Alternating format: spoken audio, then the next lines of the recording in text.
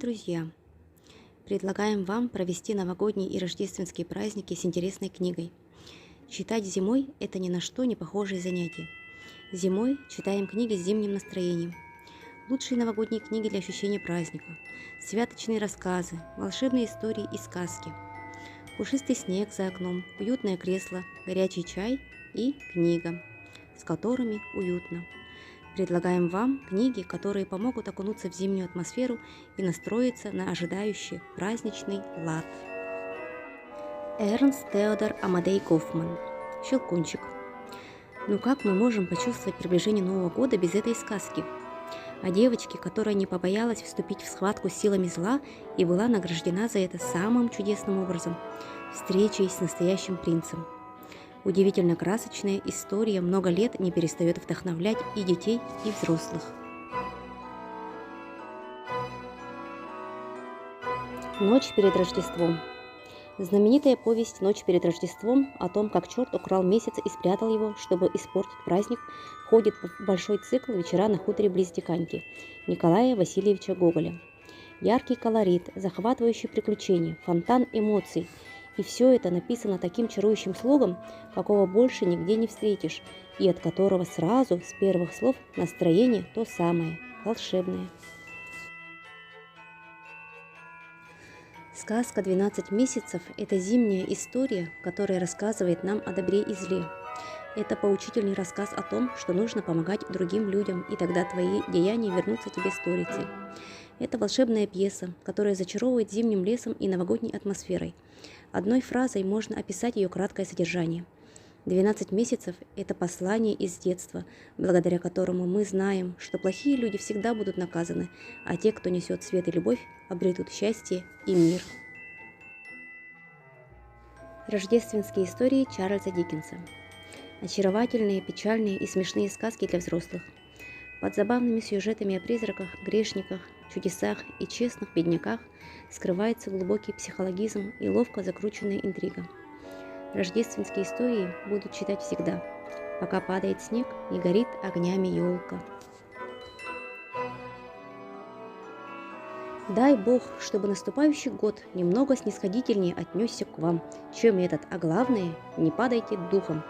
Так сказал доктор Пирогов семье Мерцаловых. Даже в самый безысходный момент, когда отчаяние лишает воли к жизни, надо верить в чудо.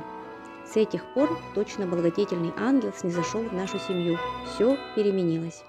Рассказ «Чудесный доктор» учит нас состраданию и отзывчивости, учит не оставаться равнодушными к чужому горю.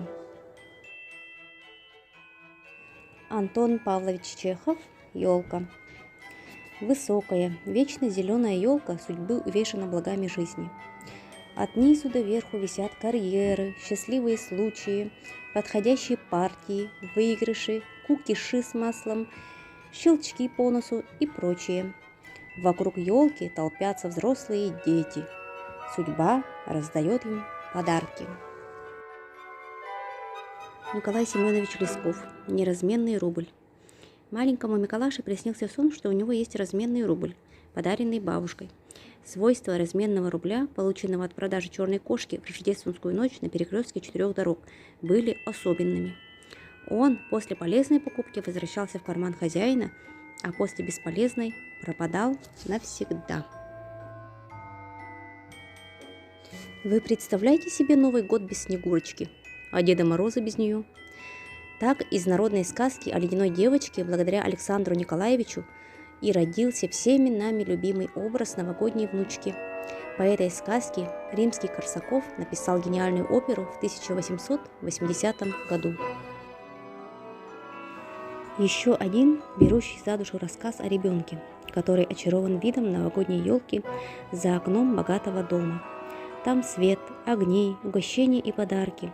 Нарядные дети играют и танцуют, а голодный мальчик замерзает на петербургских улицах, брошенный на произвол судьбы своими неблагополучными родителями. В какой-то момент мальчик все-таки оказывается на новогоднем празднике среди таких же, как и он, детей, увлеченный туда неведомым тихим голосом. Одна из самых длинных и самых волшебных сказок Андерсона пронизана рождественским духом. Она начинается в зимний вечер и заканчивается строками протестантского гимна.